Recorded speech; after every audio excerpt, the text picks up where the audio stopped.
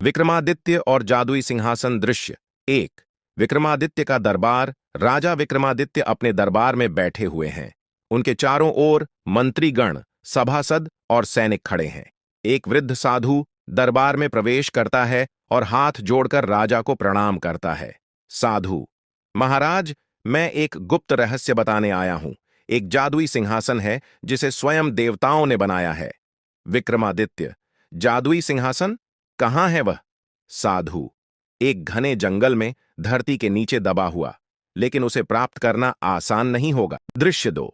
जंगल में सिंहासन की खोज। राजा विक्रमादित्य अपने सैनिकों और मंत्रियों के साथ एक घने रहस्यमयी जंगल में सिंहासन की खोज कर रहे हैं।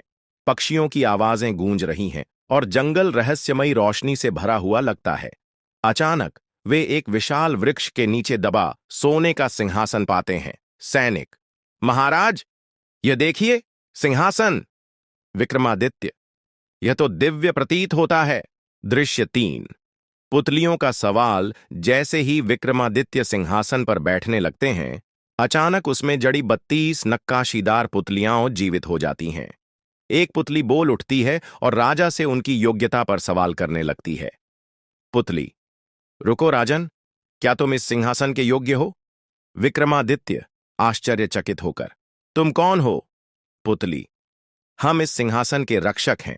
जब तक तुम अपनी महानता सिद्ध नहीं कर देते, तुम इस पर नहीं बैठ सकते। दृश्य चार।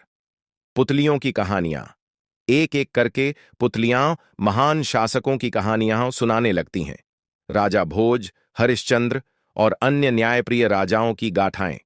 राजा विक्रमादित्य ध्यानपूर्वक सुनते हैं और आत्ममंथन करने लगते हैं।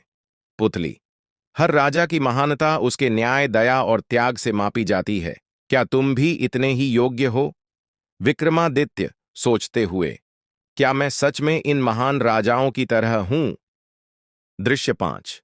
विक्रमादित्य का निर्णय।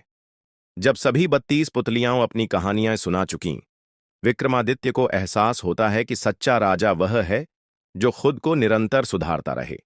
वे सिंहासन पर बैठने से इनकार कर देते हैं। तभी सिंहासन आकाश में उड़कर अंतर्धान हो जाता है। विक्रमादित्य: सिंहासन नहीं, न्याय और विनम्रता ही राजा की सच्ची पहचान है। सिंहासन आकाश में विलीन हो